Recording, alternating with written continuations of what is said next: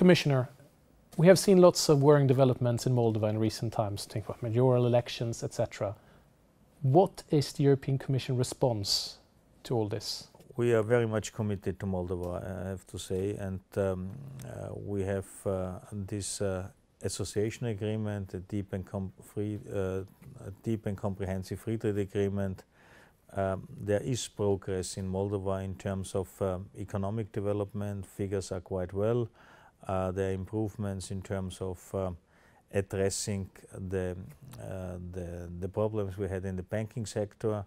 So there is some progress. But on the other hand, there's, in our view, a constant backsliding in the area of rule of law, freedom of expression. We had constant discussions with them about the electoral code. They didn't respect the recommendations of the Venice Commission. So in a way, since more than a couple of months, we have seen, so to say, a negative development, in particular areas which are related to, I would say, citizen rights. And this is not something which only the Commission criticizes, but also the European Parliament. There was only today a vote about Moldova, and the same is for the Council. They all have expressed their concerns about the situation. And this is why it's also about our own credibility. To say, well, if, so to say, the money is not used for purposes, finally we have agreed, we have to take or to draw consequences. And that's why there has been a decision to reduce the financial support in terms of the annual envelope, but also to suspend further disbursements concerning macro-financial assistance. Can you go into details what it is you have reduced and what it is you have suspended? Can you put it into context? The suspended means we are not paying second and third tranche of macro-financial assistance, and a reduction of the annual allocation means that usually we have budgetized around 70 million, and we will reduce it by around 1/3 for 2017 and 18. But it's important to understand this is not, so to say, something which is against the citizens, quite the opposite.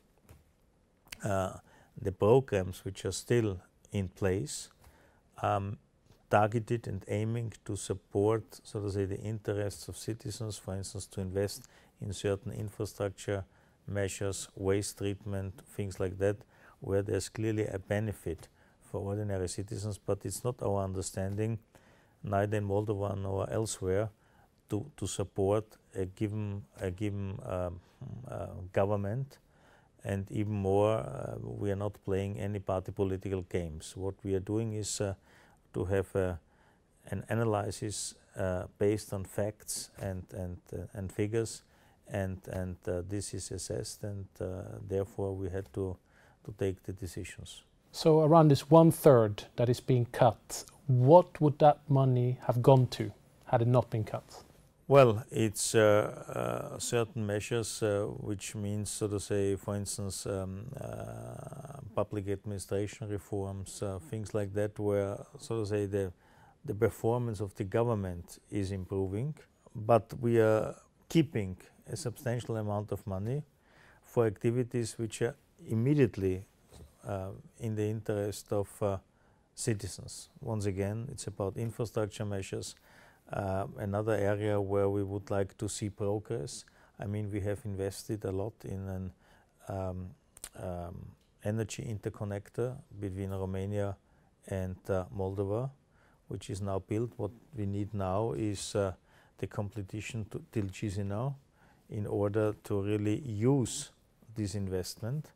And here, for instance, also the government is lagging behind and is not, so to say, fulfilling what we have agreed. And it's finally in the interest of citizens to have, so to say, a diversification of energy supply. and not to be depending on one single source, for instance. So to be clear, the 2017 and 18 envelope has been cut. What about 2019? Is that still not to be decided? One again, it's also important to highlight that all these measures can be reversed, provided, so to say, there is progress in the areas which are important for us, European Union, meaning to address all these deficiencies, in particular in the area of rule of law. I mean, we have seen, for instance, a fiscal amnesty, which is not acceptable from our side. We have not seen real progress in the investigations concerning banking, the banking scandal. I mean, they have taken measures afterwards to avoid such a situation in the future, but when it comes to clean up the criminal case, there is no real progress. There are always excuses that this is outsourced, this is so to say done somewhere else. Here we see definitely some deficiencies. The other one is the decision not to acknowledge the mayoral elections in Chișinău with, I would say, very dubious arguments.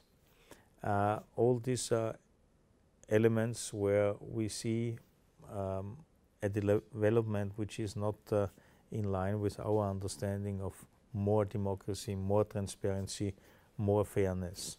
So, Commissioner, when it comes to the MFA, it was put on hold in July, but what has been decided now when it comes to this 100 million MFA? In July, we had still to wait for the decision of the IMF, because we are in a way depending on a positive assessment of the IMF about the macroeconomic situation in the country, which is the baseline also for IMF support. And there was an idea that the IMF could do this by the end of June, but this was delayed, and therefore at that time we couldn't pay out. In the meantime, IMF gave green light on their level, which would have enabled us to pay out, but as the general situation, in particular the democratic situation, rule of law, has in our view deteriorated, we have now decided to suspend the payment of the first tranche of this macro-financial assistance as long as the situation is not changing. There has been some talks that potentially Moldova will be suspended of its visa liberalization as well. Is that a possibility? This is not something which is currently discussed. There's one issue where we have some concerns, and this is that apparently Moldova is very proactively advertising Moldovan citizenship, for instance in the Gulf region, and for economic reasons, but we don't have any evidence who is getting Moldova citizenship. We are not aware about names, and having Moldova citizenship, you are allowed to travel to Europe without any visa. So this is certainly another area or element where we have some concerns and would like to get more information, more evidence, more proof, more transparency, because in generally we are very worried about certain kind of measures where countries offer for only economic, financial reasons citizenship. But can this actually lead to visa suspension if this is not addressed, or if you find concrete evidence of it? I mean, depends on our member states. There is in all our agreements a so-called suspension clause. If there are certain developments which are in a way contradicting the spirit of visa liberalization, but again, Currently, nothing is in that respect foreseen or in mind. Finally, what would be your message to Moldovan citizens? Because this was obviously be seen as a punishment for Moldova. What message would you give to them, and what message can you also give to the ruling powers in Moldova? Well, I'm fully aware that now some people in the country are, so to say, using this, not to say misusing this, to present us as not supportive to the citizens. Once again, it's quite the opposite. We try not to damage the interests of citizens, quite the opposite. But it's also a question of our own credibility. I mean, if we agree about something, if we stand to our values, if we pursue, so to say, European standards, and if all this is not respected, or it's even done the opposite one, of course we have to react. Otherwise people would believe we are in a way a lame duck. So we have to react, but once again our reaction is aiming, if you like, at the state authorities, but not at the citizens. Citizens should be clear that we are supporting everything, and I also don't hesitate to say the government has in certain areas made some progress. For instance, export to Europe has increased. This is clearly a result of our free trade agreement. We are doing everything, for instance, to further utilize these possibilities, which is again in the interest of citizens, because it guarantees jobs, it creates jobs, it is something which underlines the clear European perspective. But if it comes to rule of law, to democratic standards, we see constantly breaches, or at least developments which are not in line with our understanding of democracy, of rule of law. Mr. Commissioner, thank you very much. Thank you.